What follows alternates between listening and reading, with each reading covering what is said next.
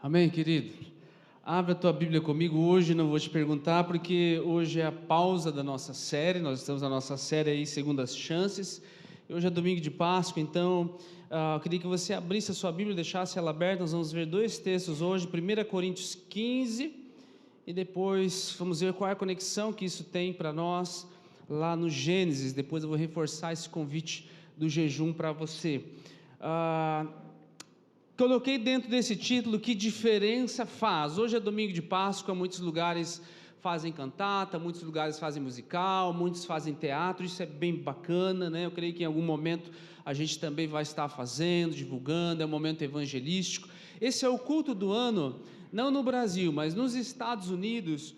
É o culto mais frequentado do ano, é o mais esperado do ano, né? Se os crentes fossem católicos, seria aquele dia de ir na missa do ano, de todo ano passa, não vai nunca na igreja. Hoje é o dia de ir na missa, né? Como a gente é crente, infelizmente também às vezes essa prática entra no nosso meio. Hoje é o dia de ir no culto.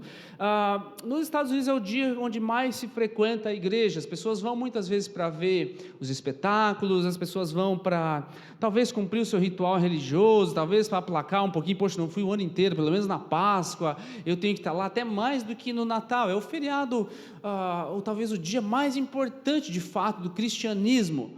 Mas por quê? É a pergunta que eu coloquei ali nessa palavra hoje: que diferença faz eu entender ou não entender? Que diferença faz eu colocar talvez esse peso nesse dia, mas talvez no restante do ano eu não entender isso? Que diferença faz ou não se Jesus ressuscitou de fato? Faz alguma diferença? Quando você ouve as tuas crianças ou as crianças das pessoas falando muito sobre coelhinho da Páscoa e ovos de chocolate, significa que os pais ou o meio em que ela vive fala muito pouco sobre o cordeiro, porque elas estão mais preocupadas com o chocolate, com o coelhinho, do que com a razão de fato. Isso traduz para nós qual é o peso que nós damos de fato para esse dia, ainda que a gente entenda: isso é muito importante, porque isso é muito importante para mim, Jesus ressuscitou, né? Mas se isso não está na boca das nossas crianças, no coração delas, da nossa família de fato, se a nossa expectativa para a Páscoa é só o chocolate que nós vamos ganhar, não faz diferença aquilo que Jesus fez, não faz diferença você entender ou não entender sobre a ressurreição. Eu vou pegar esse texto aqui de Paulo, que ele está explicando justamente para os coríntios. Eles estavam meio que duvidando se isso acontece, né? Alguns deles de fato ou não. E nós vivemos dentro desse tempo onde as coisas se misturam, onde muitas coisas preciosas se perdem, no intuito de sermos mais modernos, e aí nós abrimos mão de algumas coisas que deveríamos abrir mão mesmo, alguns conservadorismos que são desnecessários, porém não deveríamos abrir mão nunca daquilo que é essencial. Nem diria de conservadorismo, porque todo conservadorismo ele não traz uma conotação negativa, ele traz a intenção de que existe algo bom que você vê, que você quer preservar. É diferente de você ser um alienado, de você ser um deslocado, ou de você ser ultrapassado. Sobre isso sim, a gente deixa algumas coisas de lado, às vezes até dentro da cultura, mas jamais dos valores. E se você não entender isso, querido, de fato isso não tem muita importância para nós. Mas olha o peso que Paulo vai dar a respeito de você entender por que esse dia é importante, como eu celebro ele agora, como eu entendo ele agora. 1 Coríntios capítulo 15, verso 14, depois eu vou voltar um pouquinho, vou continuar melhor dizendo, onde Paulo terminou aqui, e ele diz assim, se Cristo não ressuscitou, é vã a nossa pregação, e é vã a fé que vocês têm. É o que eu estou tentando te dizer. Se você não entender isso aqui, como isso funciona, não adianta crer no que você crê. Não adianta vir na igreja uma vez no ano, só no culto da ceia. Se eu não entender a respeito da ressurreição, ele chama a minha pregação inútil. Se isso que você está pregando é um monte de coisa, né? Às vezes até bom, vai ajudar as pessoas em algumas coisas, mas se você não entender qual é o poder que existe dentro da ressurreição, o que isso fez para nós, ele chama a minha pregação de vã. Ele chama até a minha fé de vã. É Paulo que está dizendo aqui. Além disso, olha o que ele estende, né? Além disso, somos tidos por falsas testemunhas de Deus, porque temos testemunhados contra Deus que ele ressuscitou a Cristo, ao qual ele não ressuscitou, se é certo que os mortos ressuscitam. O que ele está falando? Se você não acredita, se você não entende o poder da ressurreição, você é até uma falsa testemunha de Deus. Você está dizendo algo que Deus não disse, você está crendo algo que Deus não fez. ele coloca nesse pacote tudo. Olha, se você não entender esse negócio aí, meu amado, de ressurreição, e hoje é o dia que teoricamente nós comemoramos, ou celebramos, ou lembramos, né, da ressurreição, ele fala assim, ó, até testemunha falsa ele chama a gente, porém, por quê? Verso 16, se os mortos não ressuscitam, também Cristo não ressuscitou. Agora ele está começando a confrontar, ó, você crê nesse negócio ou você não crê, porque se não há ressurreição nem dos mortos, nem Jesus ressuscitou. E se Cristo não ressuscitou, ele fala de novo, é vã a fé que vocês têm, e vocês ainda permanecem nos seus pecados. Aqui ele já começa a colocar algo assim, opa, então esse negócio de eu crer ou não crer que Jesus ressuscitou, tem um peso agora espiritual muito grande, porque ele está falando que se eu não entender isso aqui, os meus pecados também não são perdoados. E ainda mais, os que adormeceram em Cristo estão perdidos, até a turma que já morreu, esquece deles. Se é o poder, Jesus não ressuscitou, se não há poder nisso daqui, esquece, que vida é essa que eu estou vivendo? Se a nossa esperança, olha aí, essa frase aqui, ou essa passagem aqui, talvez é uma das mais impactantes, assim, que eu levo para a minha vida. Se aquilo que a gente crê não é verdade, de todo ser humano espalhado na terra, nós somos os mais miseráveis, é o que ele diz aqui, ó. E ainda mais, se a nossa esperança em Cristo se limita apenas a essa vida, somos as pessoas mais infelizes desse mundo. Isso é a palavra de Deus, querido, não sou eu que estou dizendo. Ele está dizendo assim, ó, se você crê em Jesus só para essa vida, se você serve a Deus só para obter as coisas dessa vida, só para Ele resolver os teus problemas dessa vida, se você tem uma fé que se limita àquilo que você enxerga, àquilo que você vê, ele fala assim, ó, você é uma das pessoas mais miseráveis, mais infelizes do mundo. O que ele está tentando exaltar aqui? Ele não está falando que Jesus não ressuscitou, pelo contrário, ele está colocando o peso, de que se você não entender o que ele fez, olha, de todas as pessoas na terra, você é a mais infeliz. Mas aí ele conclui, né? 20, mas de fato, é um fato, e depois eu vou ressaltar com coisas que ele já disse antes.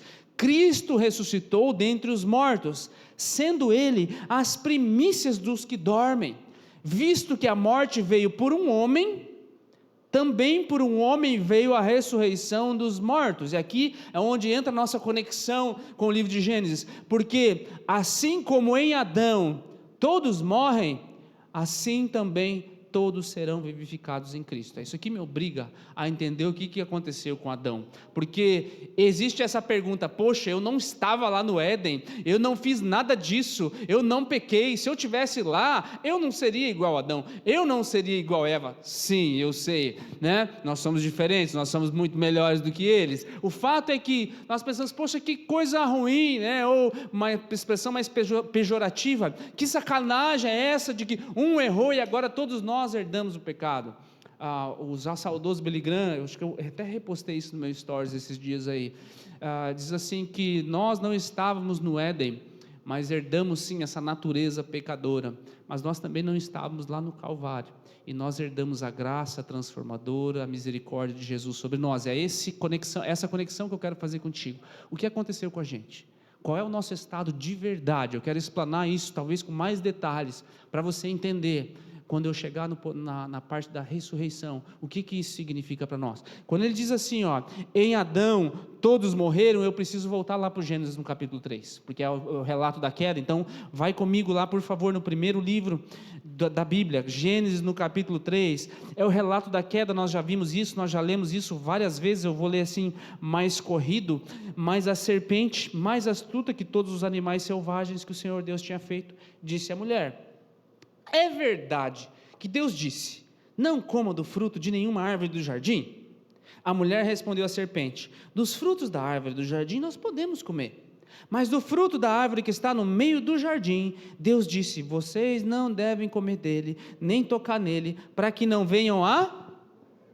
E a gente vai ver depois que eles não morrem. Lembra que eu estou fazendo a conexão de 1 Coríntios 15, em Adão todos morrem, e essa é a parte onde vai chegar a morte. Que tipo de morte ele está falando? O que aconteceu? Por que Jesus tem que vir de fato aqui? Então a serpente disse à mulher: é certo que vocês não morrerão, porque Deus sabe, no dia em que dele comerem, os olhos de vocês se abrirão e como Deus, vocês serão conhecedores do bem e do mal. Qual é a semente que Satanás, ou literalmente traduzindo, o nosso adversário, planta no coração do homem? Um desejo de se igualar. E você vai ver isso sendo repetido na história, porque a pergunta é assim: não, se eu estivesse lá, será que eu faria o que Eva fez? Eu faria o que Adão fez? Querido, está no coração de todo ser humano. A gente só não chegou a essa conclusão de querer ser como Deus, porque a gente ainda é muito pequenininho dentro das conquistas humanas que nós temos. Mas quando você olha para a história, toda pessoa, todo imperador que conquistou tudo o que precisava conquistar, todo rei que conquistou tudo o que precisava conquistar, todo senhorio que conquistou tudo, o máximo que ele podia das pessoas, das coisas, a próxima conclusão que ele chega é: eu quero ser Deus. Essa é a ideia dos Césares, nos tempos de Jesus, inclusive, quererem ser adorados, serem venerados, serem tidos como Deus. Eu já conquistei tudo que tinha para conquistar aqui na terra. A natureza humana, o coração do homem agora, ele se inclina o quê? De novo para o pecado original, de novo para a semente que foi plantada. Eu e você faríamos as mesmas coisas. Se nós conquistássemos o mundo inteiro pelas nossas próprias forças, em algum momento nós chegaríamos assim: não tem mais nada, então agora eu quero ser adorado. Sim, hoje a gente não tem muito mais essa veneração explícita como era no passado, mas as pessoas não desejam hoje, dentro dos seus 15 minutos de fama, o que elas querem de fato não é serem adoradas, talvez não como um Deus normal, mas sim lá dentro do seu íntimo, elas se sentem deuses, quando talvez multidões estão aplaudindo elas se sentem deuses, quando elas têm o poder de uma nação, para implantar as leis da nação e empurrar a goela abaixo das pessoas, elas se sentem superiores a todas as outras, e quando elas de fato conseguirem ser superior a todas as outras, o próximo passo, o próximo pensamento dela é voltar aqui, porque isso está dentro de mim, está dentro de você, está dentro de todos nós. Foi essa semente que foi plantada aqui. E aí, vendo a mulher que era boa para se comer, agradável aos olhos, árvore desejável para dar entendimento, tomou do seu fruto e comeu, e deu também ao marido, e ele comeu. Então os olhos de ambos se abriram, e percebendo que estavam nus, costuraram folhas de figueira e fizeram cintas para si, para tentar se cobrir. O que aconteceu aqui? Adão e Eva, em primeiro lugar, se rebelaram contra Deus. Quando eu dou ouvido ao inimigo, percebe que o inimigo usa as palavras de Deus para fazer com que surja uma rebelião no meu coração. Ele usa o que Deus falou para Eva, para plantar uma semente de rebelião no meu coração. Por isso todo ser humano agora ele vai ter isso aqui, a gente vai confirmar isso lá na frente.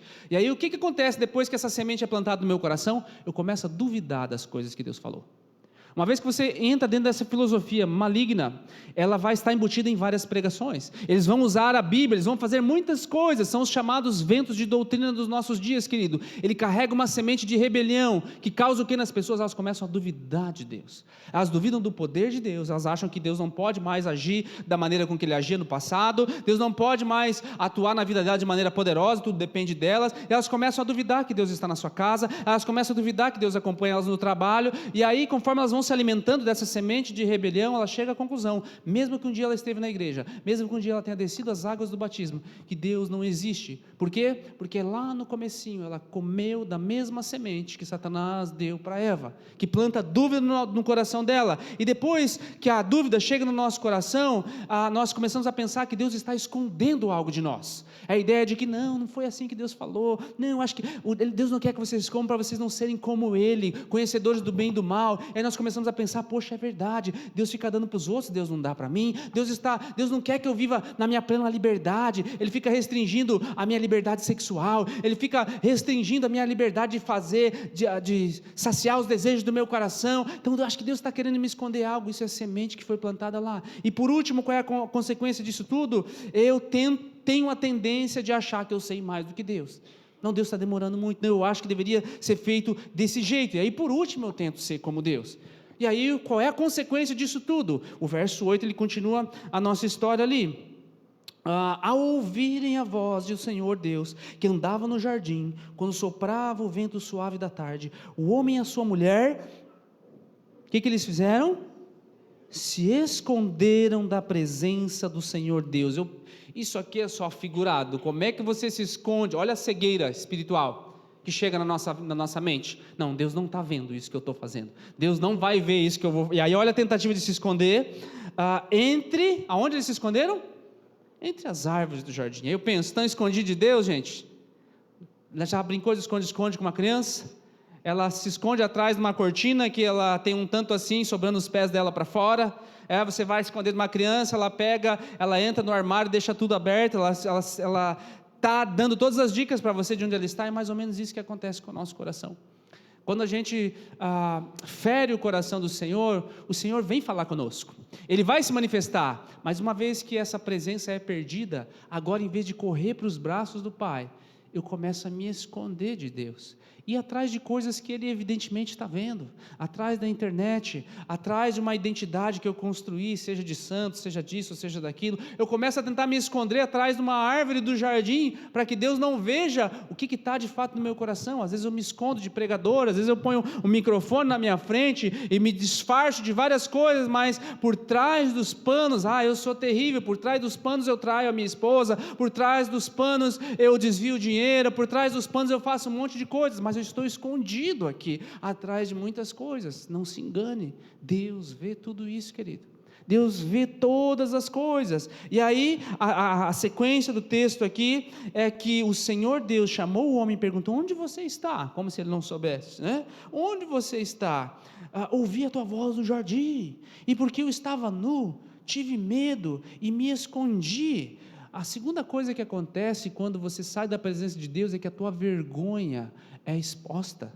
Sabe, Deus está te cobrindo, Deus está te protegendo, mas quando você sai da presença dEle, é um ambiente de vergonha, é um ambiente de nudez, é um ambiente onde você não está mais coberto. E aí Deus pergunta, quem é que te disse que você estava nu?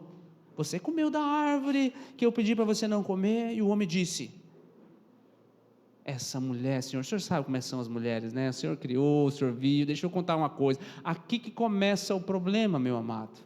Aqui, quando é que começa? É bom casar, é maravilhoso. A ideia é que Deus plantou o casamento antes desse negócio aqui, deixará o homem, seu pai e sua mãe, se unirá a sua esposa para ser uma só carne. Essa é a ideia. A bigamia, esse negócio, é depois lá, é tudo consequência da queda. Antes é um só. Eva aqui não tem nem nome, é sempre chamado de a mulher. E aí, nesse ponto aqui já começa o quê? Uma vez que eu saio da presença de Deus, Deus me confronta, eu me escondo, Deus me confronta, e o que eu faço? Culpo os outros, culpo o marido, culpo a mulher, culpo os filhos, culpo o chefe, eu começo a culpar um monte de outras coisas, ou seja, eu não quero mais lidar com as consequências. É por isso que nós estamos tendo uma revisão da Bíblia nos nossos dias. Vamos tirar as coisas que nos desagradam, porque tem consequências se isso aqui for verdade, tem consequência. Eu começo a adaptar muitas coisas, porque eu estou tentando fugir de Deus, e eu transfiro a culpa. Percebe que essa natureza não está agora só neles, ela foi transferida para todo mundo. Todos nós aqui estamos nesse mesmo balaio. Nós perdemos a nossa inocência diante do Senhor, perdemos a nossa pureza, e aí nós não queremos enfrentar as consequências, nós fugimos de Deus, tentamos nos esconder, e aí transferimos a culpa dos nossos próprios atos. Mas no verso 17, Deus dá uma sentença, mas cuida, que essa sentença não é só porque Deus está muito chateado, e eles merecem um castigo. Olha o que Deus vai dizer aqui no verso 17, por ter dado, Deus diz para Adão, por ter dado ouvidos à voz de sua mulher, e comido da árvore que eu havia ordenado que não comesse, maldita é a terra por sua causa, em fadigas você obterá dela o sustento durante os dias da sua vida, ela produzirá também espinhos e ervas daninhas, você comerá a erva do campo, do suor do teu rosto você comerá, enfim, ele vai proclamando outras coisas, você é pó e ao pó voltará. Verso 20, o homem deu a sua mulher o nome de Eva, por ser a mãe de todos os seres humanos. Eu não tenho tempo para explicar isso aqui agora, no outro dia eu volto para esse texto. Eva não tinha nome até aqui. O nome Eva significa aquela que reproduz. Quando você dá um nome para uma pessoa nessa cultura, você define o que ela vai ser. Lembra dos índios, touro sentado, não sei o que, a ideia de que o nome vai definir, ele vai carregar esse estigma para o resto da vida. O estigma que a mulher carrega, o que a limita a ser simplesmente uma reprodutora, não é o desejo de Deus, é uma consequência da queda. O homem agora passa a dominar ela, e aí as coisas estão desajustadas, não é essa a vontade de Deus. Isso aqui tem a ver com o poder da ressurreição também, de restaurar todas as coisas. Não posso entrar nisso aqui hoje, deixa para outro dia. Mas o fato é que Deus continua aqui, e o Senhor disse, eis que o homem se tornou um de nós, conhecedor do bem e do mal. olha o juízo. Não é porque Deus só está bravo, querido, presta atenção. É preciso impedir que estenda a mão, tome também da árvore da vida, coma e viva eternamente. Não é que Deus está querendo tirar o homem eterno, ele não morreria nunca. Não é que Deus agora quer colocar a morte sobre o homem. É que se Deus deixasse ele ficar ali, ele ficaria eternamente nesse estado de afastamento diante de Deus, eternamente no estado de vergonha, e pela misericórdia de Deus, Deus remove o homem do jardim do Éden. Por isso o Senhor Deus o lançou fora do jardim do Éden, para cultivar a terra do qual havia sido tomado. Aí ele coloca um anjo lá para guardar, e aí segue. O fato é que agora, querido, Deus estende misericórdia e graça. Se você olhar o verso 22 ao 24, Deus coloca esses querubins ali para guardar, e o fato é que no verso 21, Deus mesmo, o Senhor Deus fez roupas de pele com as quais vestiu Adão e sua mulher. As roupas de figueira não servem para cobrir a minha nudez. A tentativa humana de cobrir a sua nudez, a sua vergonha, ela é inútil como uma folha de figueira. Pense, se alguém entra aí vestido de uma folha de figueira, dá um saltinho, opa, já vai causar escândalo na igreja. Agora, Deus faz o quê? Mata um animal inocente. De onde ele tirou essas peles? Ele mata.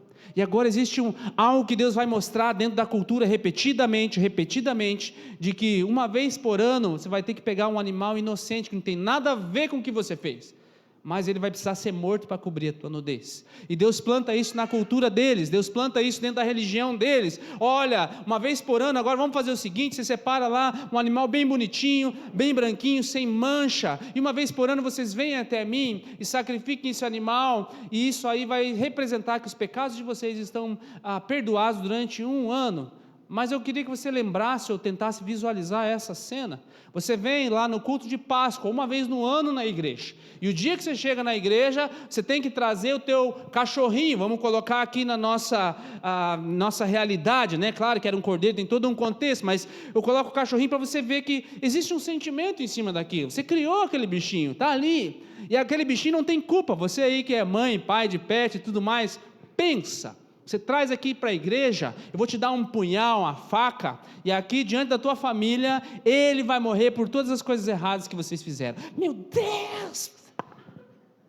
Não, leva eu!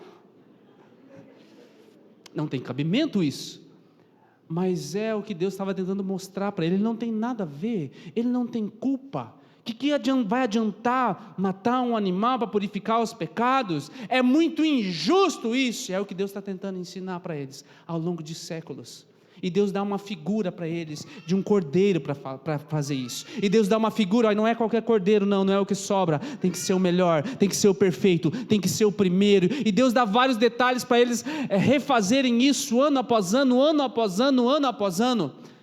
Ele não tem culpa, ele não merece, mas ele vai pagar o preço de você ter sido rebelde. E agora esse é o ponto, querido. Esse é o ponto que eu quero colocar para você, que o nosso coração, é o primeiro ponto de hoje, o nosso coração ele é rebelde. Ele não é rebelde no sentido de que, eu vou fazer um monte de coisa errada essa semana, não quero saber de Deus, eu quero fazer um monte de coisa errada. O meu coração é rebelde, e o teu coração é rebelde pela inclinação. A gente não quer, mas a gente faz.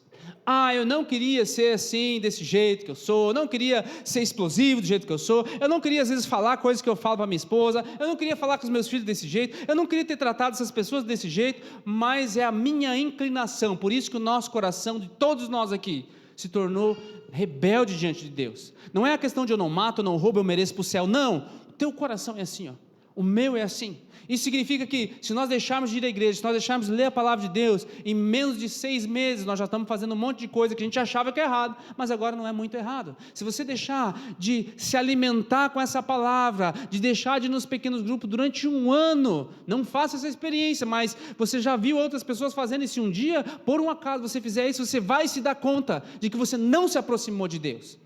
Pelo contrário, Você deixou de ler o quanto você lia, você deixou de orar o quanto você orava, e agora você se torna um crítico das igrejas, um crítico das pessoas, e você se acha um exclusivo, é só desse jeito que é certo, eu não preciso, e você se torna o seu próprio Deus, porque você define o que Deus gosta e o que Deus não gosta. E uma das coisas que você diz que Deus não gosta é que, não precisa se envolver com pessoas assim, não é desse jeito, a gente tem que viver o cristianismo do jeito que a gente acha, fazer aquilo que a gente acha melhor, ajudar as pessoas quando a gente achar que deve ajudar, perdoar depois que a pessoa já rodou um pouquinho, já fez por merecer, e aí nós nos tornamos o nosso próprio Deus. É assim que funciona, querido. O destino do mundo sem Jesus é esse. Há uma permissividade moral, cada vez mais isso vai para baixo, por quê? Coração rebelde. Mas o meu e o teu coração também é desse jeito. Porém, há algo que Jesus fez aqui que nos torna diferente dos outros, que eu vou jogar lá para frente, o que isso tem a ver comigo, Coração é rebelde, e aí, Romanos 3 fica mais claro para a gente, todos pecaram e estão destituídos da glória de Deus, ou estão separados da glória de Deus, todos pecaram, ou na nova versão transformadora, não alcançam o padrão da glória de Deus. Eu e você tentamos, mas está lá. Não pode ter nenhum vídeo, Deus que nos livre de ter qualquer vídeo dos nossos pensamentos, quando nós chegarmos diante dele. Os nossos atos, às vezes, eles até encobrem muitas coisas, mas qual é a sequência do que acontece com Adão e Eva e acontece conosco? Depois de um coração rebelde, eu vivo fugindo de Deus, eu perco a minha inocência, eu tento encobrir sozinho, e aí eu colho consequências, que é o meu outro ponto. Todos morrem em Adão, foi onde a gente começou isso aqui tudo. Eu vou começar e você termina, também um texto de Romanos, o salário do pecado é mas o dom gratuito de Deus é Você percebe? Que qual é o salário do pecado? De novo a morte. Aonde? Todos morreram em Adão. Aonde? Ali, Essa natureza está dentro de nós, está dentro de mim, está dentro de você, e eu preciso desesperadamente da presença do Senhor, querido, porque a nossa rebelião e a nossa própria tentativa de corrigir as coisas sempre nos afastam de Deus. Não é a minha tentativa de corrigir, você precisa ser resgatado. Aqui eu começo a entender qual é o poder da ressurreição. Tudo que eu tento fazer para me afastar de Deus, ou melhor, para me aproximar de Deus, acaba me afastando, porque em algum momento eu firo pessoas, em algum momento eu até faço algumas coisas boas, mas em algum momento eu deixo de fazer no momento que precisava fazer, e aí a minha rebeldia de fato, ela está lá. Eu sou muito bom com as pessoas, mas quando eu chego para dentro de casa eu sou outro homem, eu trato todo mundo bem, eu sou uma mulher muito educada, mas quando eu vou falar com meu marido, quando eu vou falar com os meus filhos, eu sou barraqueira e tudo mais, enfim. Em algum momento a minha rebelião ela se manifesta, e é por isso que eu e você precisamos ser resgatados. Não consigo, Senhor, o bem que eu quero fazer, também parafraseando Paulo, o bem que eu quero fazer, isso eu não faço, mas o mal que eu não quero fazer, volta e meia eu me pego fazendo. Você entende, querido, que nós estamos falando sobre a ressurreição? Não há o que a minha tentativa de ser perfeito, ela dura talvez minutos durante um dia inteiro, mas eu sempre caio dentro desse mesmo processo. E aonde a Páscoa se encaixa nisso? A Páscoa, a ressurreição de Jesus, é sobre a restauração. Deixa eu te dar alguns versículos que eu quero que você leve para a tua vida isso aqui. Mas Deus demonstra o seu amor por nós, Romanos 5. Cristo morreu em nosso favor, quando eu ainda era pecador. Jesus não morreu por você depois que você entrou ali na igreja. Lembra do velho homem, lembra da velha mulher? Pastor, não quero nem lembrar. Lembra dele? É aquele lá que Jesus morreu. Lembra o tipinho que ele era, o tipinho que ela era, se achava, falava que vinha na mente, não estava nem aí, era só ele, era só ela. Foi esse aí que Jesus morreu. Não foi esse que está sentadinho no banco hoje aí, recebendo, dando glória a Deus, bem bonito, Deus te vê, maravilhoso, transformado. Não é esse que Jesus morreu, querido. Deus morreu quando você não tinha feito nada. Essa é a palavra que diz: assim como todos morrem em Adão, agora todos que são de Cristo recebem a nova vida. É aqui que Jesus me resgatou. E não tem como, eu estou tentando enfatizar bastante para você a nossa natureza pecadora, porque não tem como eu não ser grato, uma vez que eu sei de onde eu venho, uma vez que eu sei qual é a natureza que eu tenho, porque sim, é verdade que você é a menina dos olhos de Deus, que Ele te ama, que você é queridinha de Jesus, isso tudo é verdade, Mas isso tudo não te lembra com tanta ênfase que você precisa desesperadamente de um Salvador, quanto a também verdade que, todos pecaram e foram separados da glória de Deus, e se o Senhor não exercer misericórdia sobre a minha vida, misericórdia de mim, porque eu me inclino para longe dEle. E aí você entende o que Paulo fala: miserável homem que eu sou. Você percebe que ele não está falando assim, nossa, deixa eu ressaltar para vocês quão bom é nós sermos filhos de Deus. Claro que isso tudo é verdade, querido, mas você nunca vai entender o poder da ressurreição se você ficar só nessa primeira parte do Evangelho, só nessa primeira parte boa. O Evangelho ele é completo, ele é profundo. Sim, uma vez que você entende que, como diz a canção Amazing Grace, pobre pecador miserável como eu, sublime graça que me alcançou, você entende: Senhor, eu não mereço, portanto agora não tenho alternativa senão viver uma vida que reflita aquilo que Ele fez por mim.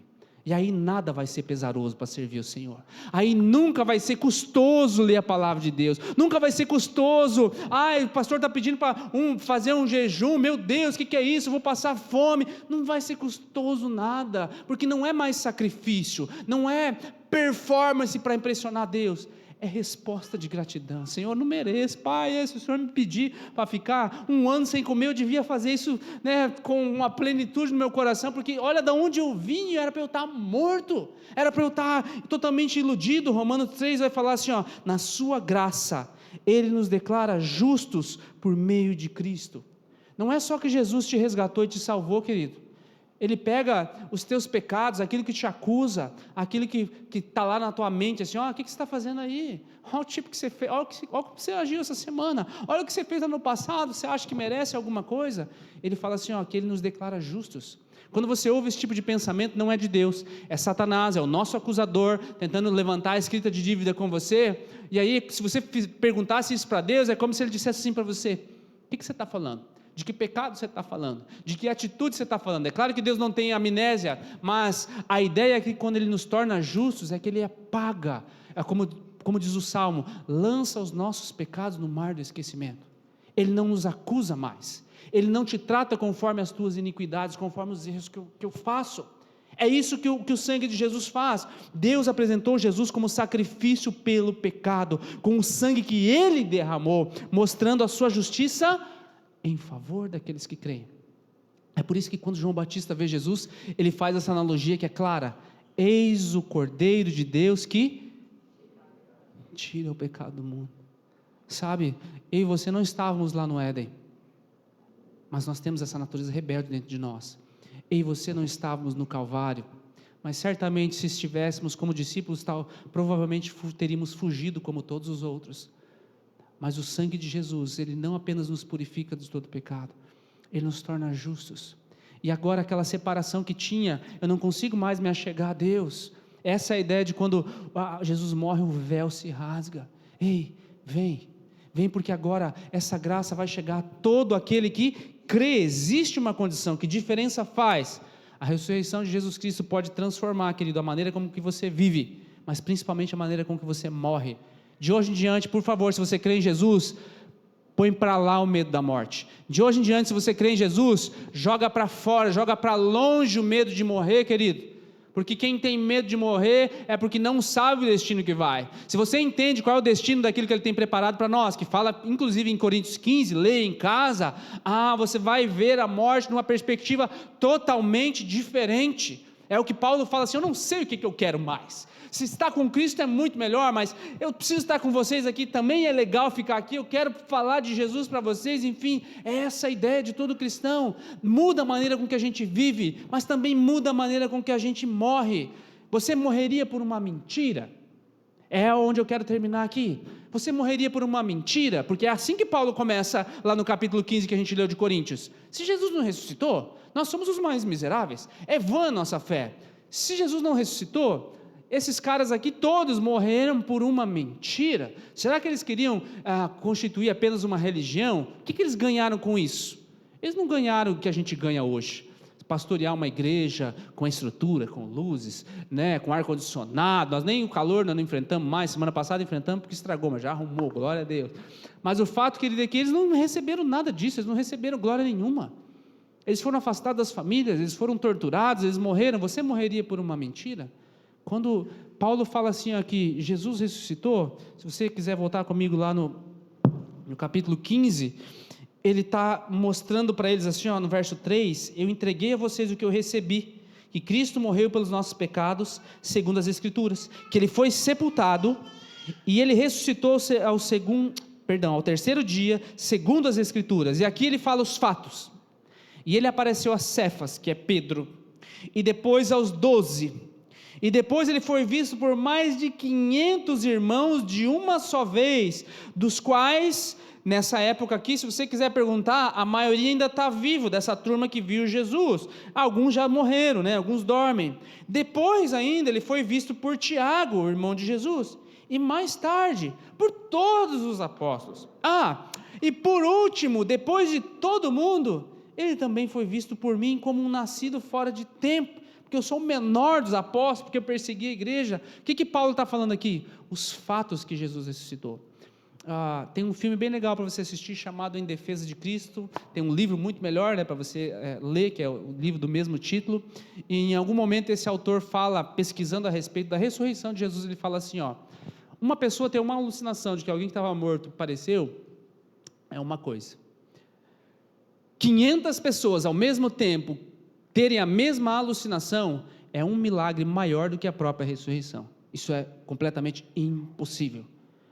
Ele está querendo enfatizar o quê? É um fato, Jesus ressuscitou.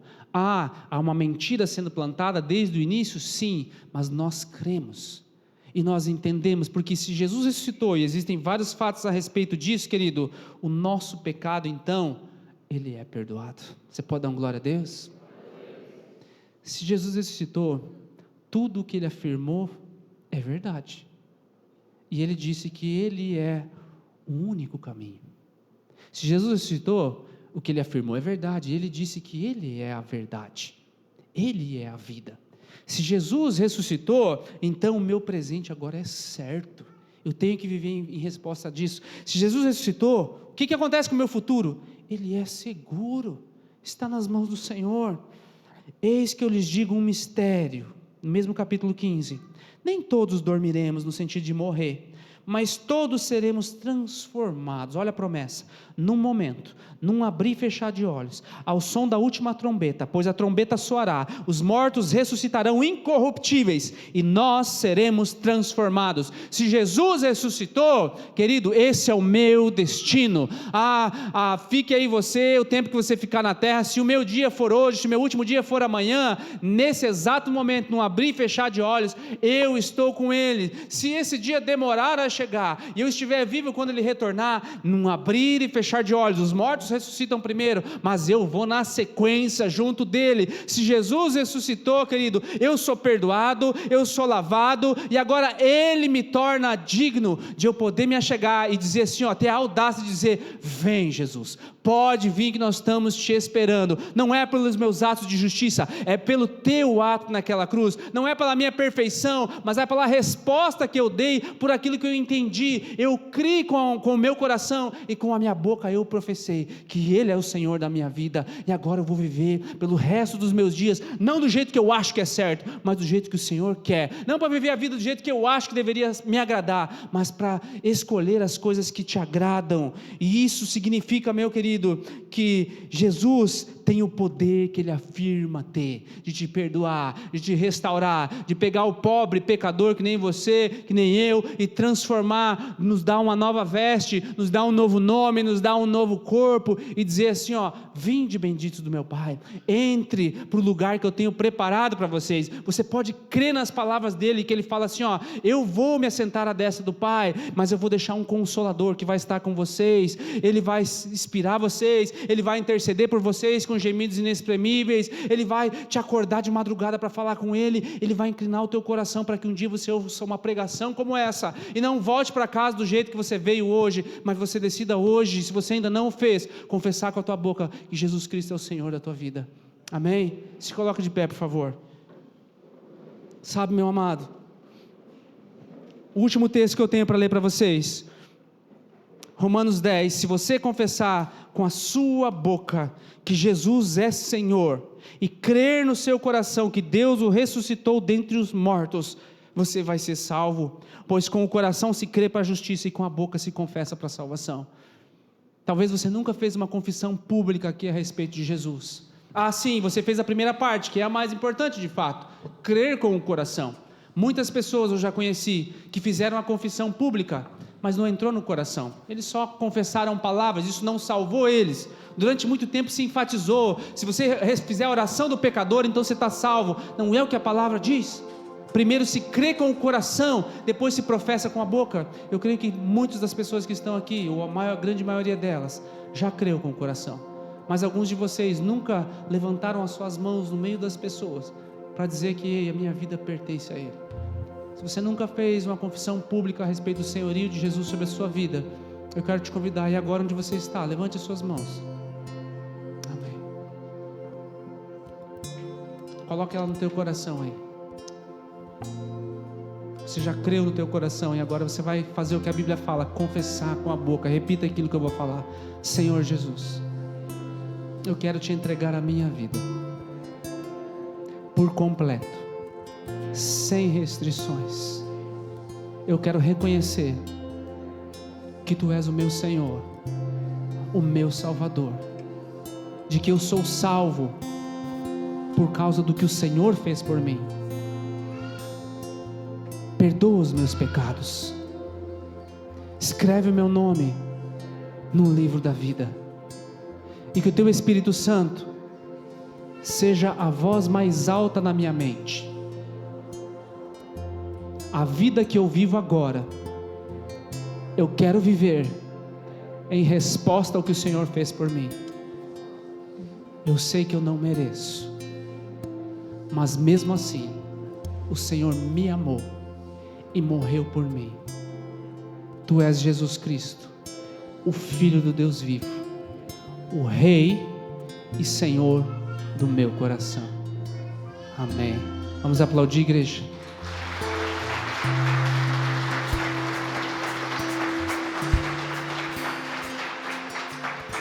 Se você fez isso pela primeira vez, talvez, não sei quanto tempo você tem frequentado este lugar, o próximo passo que você precisa dar é fazer os nossos estudos do fundamento, para você embasar a tua fé. Então depois no finalzinho, ou você pode procurar as pessoas lá atrás, ou entrar no nosso aplicativo, se inscrever em algumas das classes, ou pedir para alguém que te trouxe de repente aqui, me passa o estudo do fundamento, que alguém vai chegar até você, para que essa fé, querido, ela seja sólida e embasada na palavra de Deus.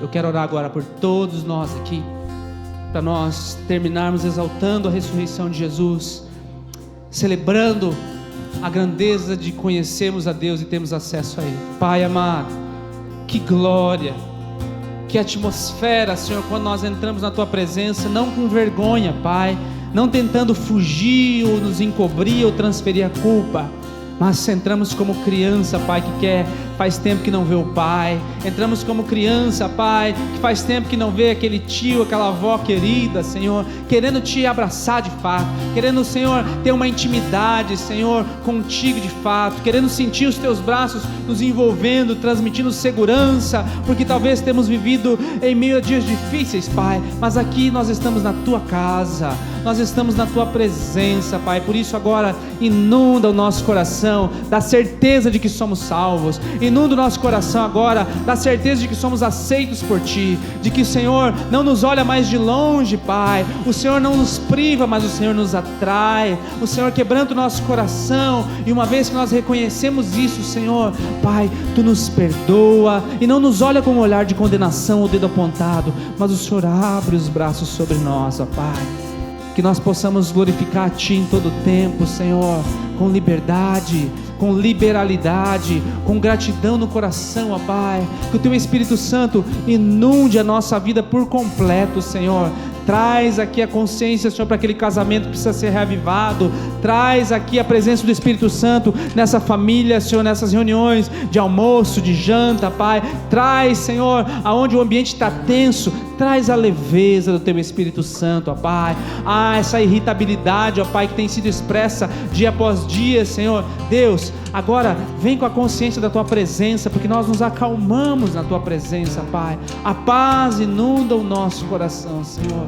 Pai, enche-nos da consciência de que o Senhor ressuscitou, e isso significa que Jesus é quem afirma ser, Jesus tem o poder que Ele afirma ter, e Jesus faz o que Ele prometeu fazer em nossas vidas, Senhor, em nome de Jesus, Pai. Paizinho.